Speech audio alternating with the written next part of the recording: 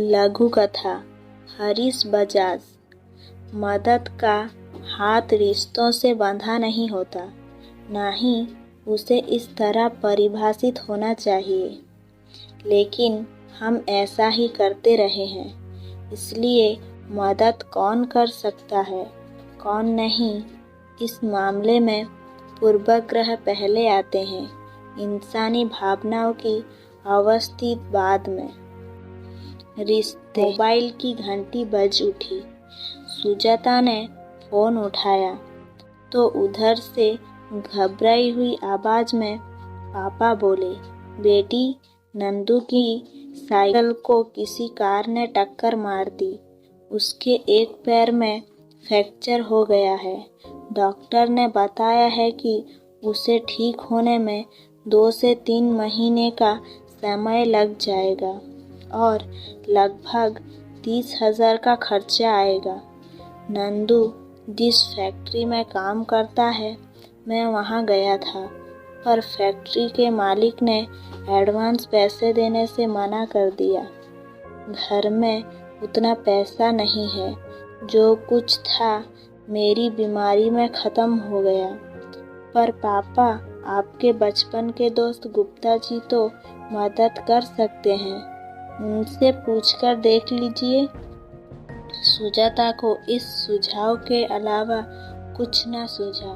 पापा उर्वाश्य स्वर में बोले, बेटी, गुप्ता जी ने भी मना कर दिया। सोचता हूँ घर गिरवी रखकर पैसों का इंतजाम कर लूँ। सुजाता भरे गले से बोली, पापा, अब तो यही रास्ता बचा है। आखिर घर में कमाने वाला भी यही है। मेरे ससुराल की स्थिति भी इतनी अच्छी नहीं है कि हम भी कुछ मदद कर सकें। पापा बोले, तुम ठीक कह रही हो बेटी, तुम्हारे ससुराल की स्थिति मुझसे छुपी हुई नहीं है। लॉकडाउन में जमाई जी की आर्थिक हालत और खराब हो गई थी। सुजाता की सास पास ही बैठी ये सब सुन रही थी। उन्होंने सुजाता से अपने पापा से बात करवाने के लिए कहा। सुजाता ने फोन सास को देते हुए पापा से कहा, पापा, मम्मी से बात कर लीजिए।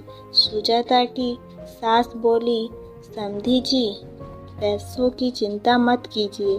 नंदू का इलाज किसी अच्छे हड्डी रोग सर्जन में करवाइए। मैं शाम को सुजाता के साथ आपके पास आ रही हूँ। पैसों का बंदोबस्त हो जाएगा।